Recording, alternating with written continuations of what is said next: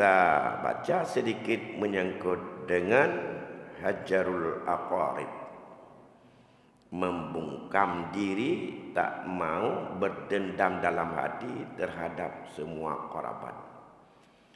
Dan ini suasana yang sedang kita jalani di bulan Syawal untuk memulihkan itu semuanya.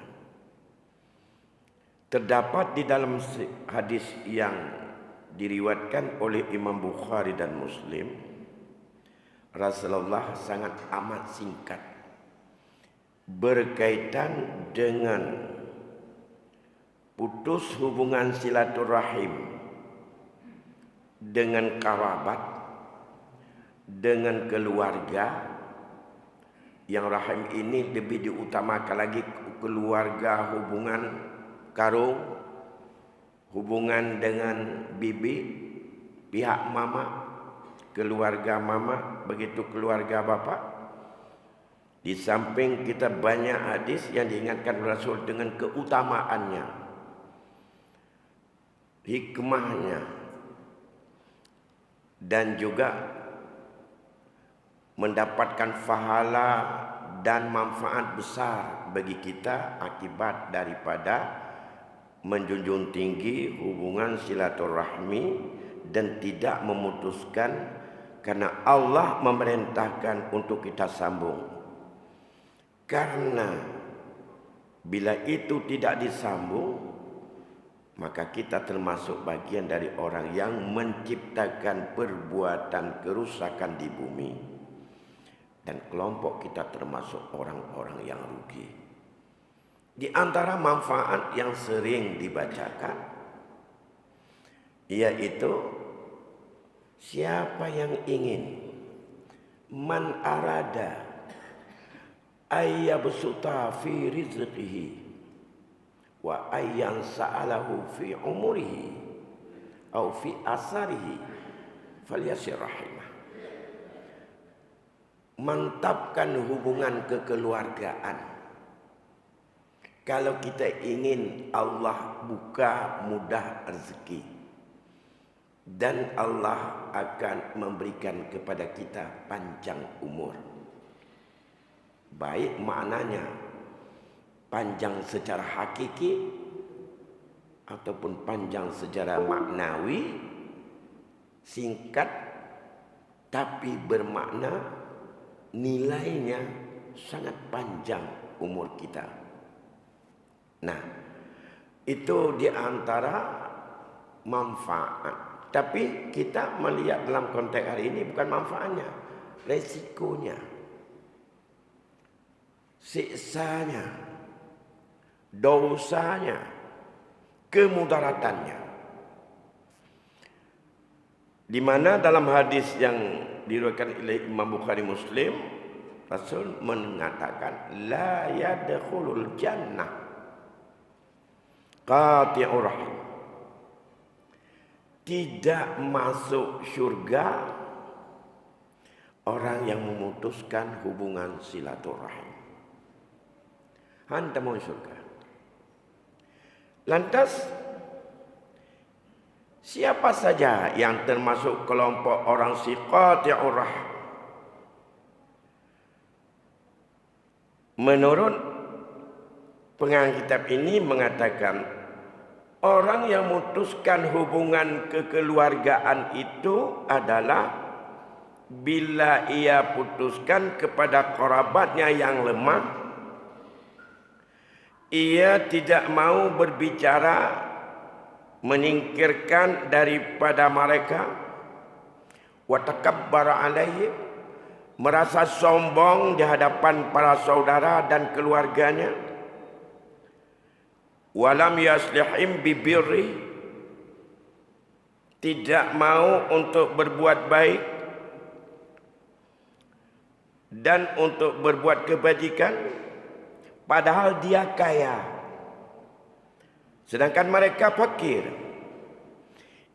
Maka hubungan antara sedikit kesombongan, merasa kita orang yang punya, tak pantas untuk kita berkunjung kepada keluarga dan saudara kita yang kurang punya, ini ada kaitan dengan finansial dan kekayaan, maka itu termasuk dalam kategori janji buruk Rasul tadi. Termasuk dalam kelompok qati' yang diancam dengan la yadkhulul jannah. Karena merasa bahawa getanyo lebih cara ngenji. Tanyo lebih punya ngenji. Dengan ado, dengan adun, dengan apa, dengan abuah, dengan pakcik, dengan bibi, dengan mami, dengan siapa saja. Yang ada hubungan kekeluargaan. Walaupun dia bukan jalur wali, bahkan lebih-lebih dipakai ini dengan jalur rahim. Kerana mereka adalah orang yang sangat berjasa dituntut oleh agama untuk kita bisa menghirup angin dunia dan bisa memahami apa dunia itu sendiri. Nah,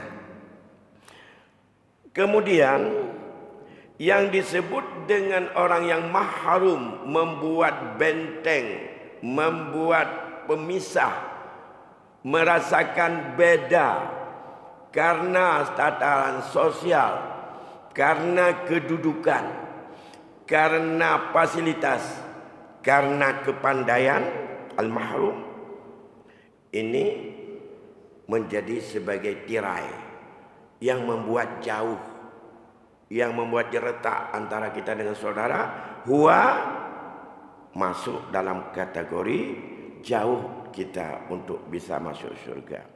Kecuali ia bertaubat kepada Allah, berbuat baik kepada mereka. Maka siapa saja yang ada kerabatnya lemah, ia tidak berbuat baik kepadanya untuk dia orang lemah yang butuh disanjung, diperhatikan, dan ia sedekahnya tidak diberikan kepadanya, bahkan diberikan kepada orang lain, nyan lam yaqbalullahu minhu sadaqatahu wala yanzuru ilaihi yaumal qiyamah. Nasyara tetap melarat. Iji butuh peng, butuh biaya pendidikan anak, butuh bayar peng makan ayat jo anak je udaya. Itanyo na belanja. Lebih penting tak bantu ngon-ngon sebagai profesi yang beri proyek ke katanya. Yang kejihan tak bantu. Nyan ke pegah sedekah katanya han diterima oleh Allah. La yaqbalullahu an wa la yanzuru ilaihi yaumal qiyamah. Allah tidak akan memberi dan memperhatikan kepadanya. Maka kalau ada dia fakir, hanya tak kunjung dengan menziarah mereka. Dan untuk bisa kita tunaikan bagaimana ahwal kehidupan mereka. Inilah yang disebut dengan sallu arhamakum walau bisalam. Sambung hubungan dengan mereka walaupun hanya dengan memberi salam, tegur sapa. Menyamampu ino ke gejok dasar. Lebih penting kamu sedekah ke saudara daripada orang lain. Maka dalam halnya Urus Syekh dan Bandung, dalam sebuah riwayat yang pernah diceritakan berkaitan dengan fadilah haji. Pada satu ketika ada seorang tukang sepatu yang ada di Yaman. Ia hari-hari menabung untuk pergi haji dengan ongkos yang dia dapatkan daripada menampal sepatu. Job-job kilau bukan tuan. Lama sekali sudahnya. Akhirnya sudah tercukuplah uang untuk dikumpul. Dan pada saat itu dia ingin berangkat ke haji dengan isterinya. Tapi isterinya saat itu dalam keadaan hamil tua. Terjadilah ngidam isterinya. Ngidam menghut macam-macam. Yang paling berat menghut waktu itu dia kepingin makan daging goreng. Saya tu ceruh cukup mahal. Bedah lah kau rujak minta ke perumah kerana sayang tak sedang ngidam. Akhirnya dia putar. Ketemulah ada suara sedang goreng daging pada sebuah rumah. Masuklah ada ke situ. Kemudian dia beri salam, dia lihatlah ada anak-anaknya yang sangat kurus dan sangat menyedihkan dengan seorang wanita yang terus sedang menggoreng daging. Dia beri salam, Bu, tolong Bu untuk saya sedikit karena istri saya sedang hidam. Saya bayar berapa saja dari daging ini. Jawab si perempuan itu, maaf Tuan, daging ini hanya halal untuk kami, tapi haram untuk Tuan. Mengapa demikian? Ini daging bangkai khimar yang saya dah dapatkan di jalan karena anak-anak kami sudah 3 hari enggak makan demi untuk mempertahankan hidup. Maka kami dibenarkan makan sekadar untuk menutupi dan mempertahankan kehidupan saja. Mendengar yang demikian, ia terbayang. Pulang ke rumah, enggak jadi lagi. Saya mau pergi ke haji ya. Rupanya tetangga saya di belakang rumah ada yang lapar dan ia sudah 3 hari tidak makan. Dan itulah karakter daripada sebagai orang miskin yang tidak meminta-minta. Yang dibilang oleh hadis untuk diakui oleh beberapa orang atau 2 orang yang adil bahwa dia itu orang yang faqah, orang menderita, orang yang dalam keadaan susah. Bukan karena dia yatufuhuna wa yatufuhuna. Nah, pulang ke rumah sampai ke sana isterinya udah senyum-senyum. Dia enggak ada lagi kepingin untuk makan daging. Ana mengelih. Kagak dong ngidam. Dia ambil duitnya yang dia simpan mau pergi haji tahun ini. Semuanya dia berangkat ke rumah anak yatim itu lagi. Sampai ke sana, Bu, ini yang ada kemudahan dari saya. Setelah itu dia berdiri di pintu rumah anak yatim itu. Dia berkata, Ya Allah, Ya Rabbi, InsyaAllah waktu lain akan saya datang. Untuk tahun ini haji saya cukup di pintu rumah anak yatim ini, Ya Allah. Tidak jadi pergi dia. Nah, kejadian itu terungkap kapan? Dalam musim haji itu datang sebuah mimpi kepada seorang ulama. Malam mereka berada di Arafah. Sedang dia habis salat Isya tertidur sejenak. Datanglah mimpi. Pada dirinya ada 2 orang malaikat yang saling tegur sapa. Yang A bertanya kepada B, menurut kamu tahun ini berapa jumlah jamaah haji? Dia menjawab, jumlah jamaah haji kita tahun ini 65.000 orang. Berapa orang yang mabrur, yang diterima oleh Allah? 1 pun tidak diterima. Tapi karena berkatnya muwafaq, haji muwafaq di depan rumah anak yatim di Yaman, maka seluruh jamaah ini Allah terima sebagai haji mabrur. Habis itu seorang tukang sepatu di Yaman. Itu jawab yang dijawab oleh dalam mimpinya oleh 2 malaikat yang sedang berdialog. Akhirnya habis selesai dia haji dan tahlul, kemudian berangkatlah dia ke Yaman untuk mencari apa amalan seorang tukang sepatu di Yaman. Dengan berkat amalan dia itu, Allah kabulkan seluruh jamaah yang sedang wukuf itu menjadi haji yang mabrur. Disitulah baru terungkap, cari di lorong-lorong, akhirnya dia temukan yang bernama Muwafaq, dan ia seorang tukang sepatu.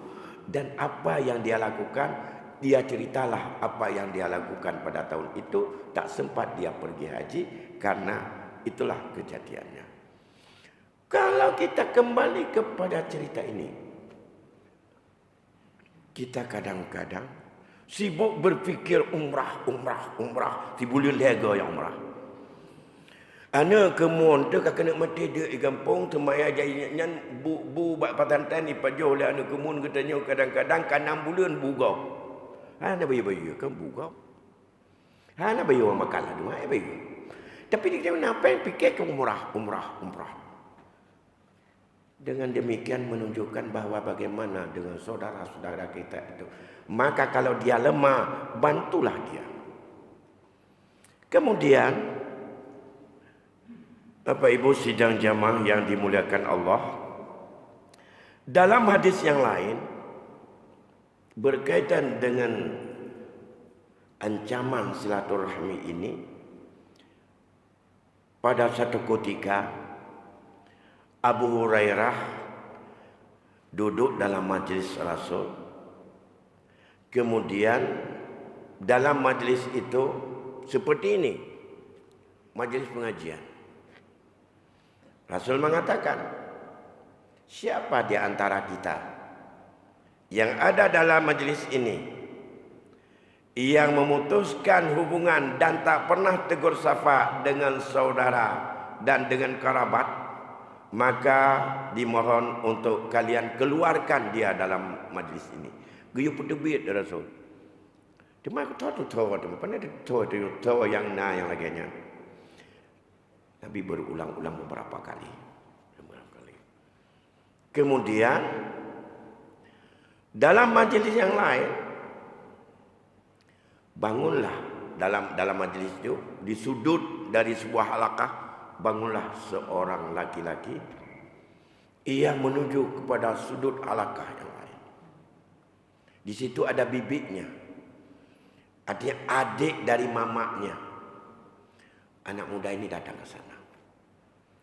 Lantas sesampainya di sana, mengapa kamu hadir kemari nak? Karena cerita Abu Hurairah, Nabi mengusir orang bila dalam sebuah majlis, dan ia itu adalah yang memutuskan hubungan silaturahmi. Saya dengan bibi sudah 2 tahun tak pernah bertemu dan tak pernah ngomong. Ketemu pun tak ngomong dan selalu berselisih seolah ada apa-apa. Apa katanya? Coba kalau demikian maafkan aku dan mereka saya memaafkan. Nah, dengan apa? Mengapa Rasul mengatakan demikian? Coba kamu balik kepada Abu Hurairah. Anak muda ini balik kepada Abu Hurairah nanya, mengapa Rasul mengusir kami? Mengapa Rasul mengusir kami dalam majlis? Kalau kami mudah, apa resikonya? Yang ingin dia tahu. Ya. Lantas Abu Hurairah menceritakan, karena Rasulullah sallallahu alaihi wasallam pernah bersabda, "Inna rahmata la tanzilu ala qaumin fihim qati'ur rahmi." Sesungguhnya rahman Allah, kasih sayang Allah hana turun, tidak akan turun terhadap satu kaum yang di antara kaum itu ada yang memutuskan hubungan silaturahmi. Jadi nyan dampak kepada kita ni ramai. Jadi kon kena individual, urusan orang je bangunan je ngada wahum. Urusan dia ni perkara ketan yang penting tanyakan terus kon. Nyan mantabau jamaah tu. Mantabau komunitas, mantabau kampung, hanjitun rahman Allah bila la kampung nyan tak pelihara orang yang memutuskan hubungan silaturahmi. Kibancit menyahai tem megagat akhrij utai berdebit kampungnya dia penyakit tingkat orang hana gete menjroh-jroh ngan tendaranya dia penyakit rahman Allah haitun kampung dia rahman Allah haitun dalam jamaah dia karena yang tak kokoh sebab memutuskan hubungan silaturahmi banyak sekali. Bahkan di antaranya ada sebab musabab. Karena tidak ada kepuasan berkaitan dengan peninggalan endat dunia. Menyangkut dengan warisan. menyangkut dengan masalah anak adik bacok hak, menyangkut merasa bahawa anak pedulikan iji kalebeh, menyangkut merasa bahawa adanya ketimpangan sosial setelah kita sukses dalam keluarga dan ia tidak menjadi orang sukses karena tinggal di kampung setelah orang tua kita meninggal. Hari ini merasa kita ada bertiga, empat dalam keluarga dulu. Semasa orang tua kita masih sehat. Abang kita misalnya, orang tua kita habis-habisan ngurus. Setelah tamat sekolah SMA dia, publo tanah, publo keba, jak minta jalan, walaupun dengan jalan togok, servis supaya berluluh ke pegawai. Ka diganyan ka luluh. Setelah lulus dia disekolahkan oleh tugasnya di lembaga itu. Adiknya han tanggup dia ke pulau, han ke pelepah mandung, kakek kakak taba-taba. Kaji ini kampung ju baju-baju ju keren-keren. Ajak ulang-ulang. Akhirnya hari ini orang tua kita meninggal. Ada di antara kita yang bahagia, merasa cukup. Rumahnya, usaha lancar, jabatan raya, belanjana, mobil bisa tukar-tukar. Adik kita, kakek ide lang kampung. Jak kau sawit gop mentai bipembeo. Lantas, rumah kita bertingkat. Rumah dia kayak jerat. Panas dan segala macam. Kita tunggu maunya mereka datang. Merasa dalam hati. Pandai dia tajak anak ke tanya ke kalan. Anak jin dia tok kedih kiban. Antara dia pihinan. Kami tangan dengan teman-teman bak-bak dia mungkin tak hinan. Kak mentau. Yang bit anak tu. Yang bit baca anak tu. Ada gejak api. Galam dia gejak-gejak. Kagak kaidin kadang-kadang. Penuh perasaan. Apalagi. Anak-anak kita agak rancak betul. Karena apa yang kemudian cara apa dia omdai je. Dia bela dia anak kemun ni. Padahal latar belakang itu mereka dulu kena menguntungkan orang tuanya. Padahal dia itu pun. Yang meroja ke pulau tanah begini ke pelepah je. Di nomor rumah terjejak. Di saat demikian secara sosial. Siapa sebenarnya yang harus menyambung kepada dia. Bukan yang si miskin itu. Siapa juga yang merasa kaya. Yang merasa kaya ini sambung dengan dia. Bagaimana cara sambungnya? Jibi kehormatan meja kena. Tiga god jak baru mohdi. Anak-anak ilah mata. Ya pemain. Oleh yang segala macam pekat rumah. Di menyojit dan bantu-bantu. Ketimbang nyok untuk naik tamang dalam Facebook macam-macam. Ubina rumah gratis. Tanya ke rumah cara ada. Kalau yang kau masih nak tak boleh. Yang menyebabkan apa? Tegur sapa tidak cair. Ada yang menumpuk, meri diganyan di dua dia tahu-tahu. Hang kerja menumpuk, hang kerja berdua. Apalagi kalau hari raya seperti ini, tanya dengan ke pejabat-pejabat oleh yang kontraktor motor igatnya mengambil cak ke bayi bantu kena giaduk kena mungkin anak mungkin berapa dengan ganyan makan kepayai ganyan kena putar bepu dengan pertengan katanya anak apa putar bepu kena itu juga merupakan sebab yang renggangnya hubungan silaturahmi. Faktor apa? Uang. Maka dikatakan oleh Rasul kalau dia kaya maka bantu dia yang lemah. Getanyo yang kaya yang harus sambung dengan. Ya, bahkan sebab kayanya karena apa Allah. Tetapi dalam keluarga ada sejarahnya. Maka yang sering kita katakan hari ini oleh mendigai ulasi apalagi yang digetanyo berkata acak macam-macam. Padahal itu hibah orang tua kepada kita. Itu salah satu sebab dan potensi karena kaya dan miskin. Yang kedua, karena tidak merasa kepuasan terhadap peninggalan orang tua. Itu akibat. Karena itu adalah menyangkut dengan warisan, menyangkut dengan keluargaan. Menyangkut itu sebabnya. Maka yang demikian, kalau itu kita biarkan, kita yang lain terhadap kondisi keluarga yang seperti itu, apakah tidak ada resiko? Kita punya resiko seluruh orang yang ada di kampung itu. Jadi bukan hak individu dia.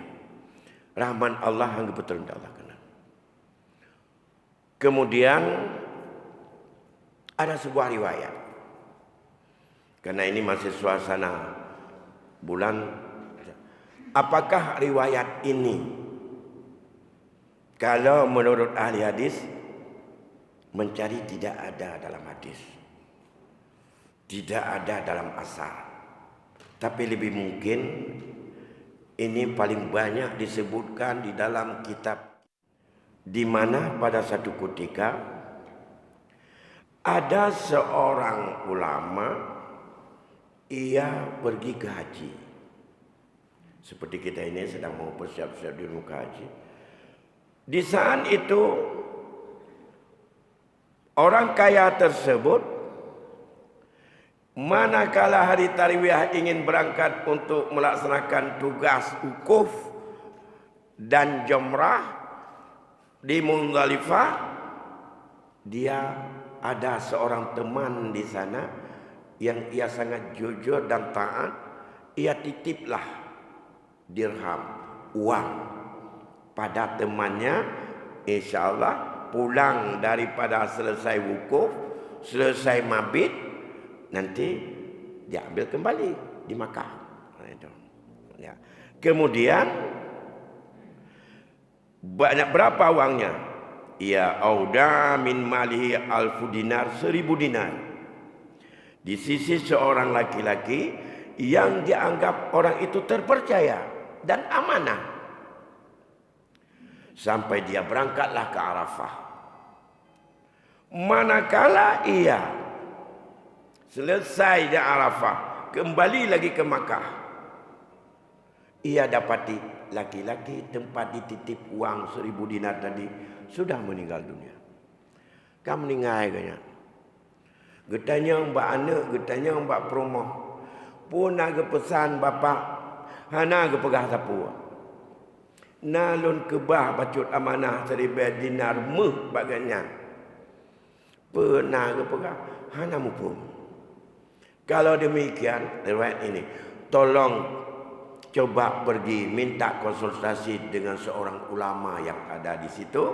Maka ditunjuklah oleh seorang itu, ada ulama di sana saat itu. Inilah, ini lebih banyak kepada cerita, yang cerita ini menurut para penterjemah hadis gak anggap bahwanya ada cerita yang bukan oleh masa Nabi kita, masa sebelumnya. Sampai kepada ulama itu, dia minta petunjuk bagaimana dia ada uang 1000 dinar, ia sudah meninggal, tidak tahu disimpan di mana, dan tidak ada pesan kepada keluarganya apapun. Ulama itu memberikan petunjuk kepadanya. Bagaimana orang yang kamu titip itu? Dia sangat jujur, ia orang saleh, dikenal ia orang yang terpercaya dan amanah. Kalau demikian, kata dia, apabila sudah ada tengah malam, maka datanglah kamu ke pintu sumur Zam-Zam.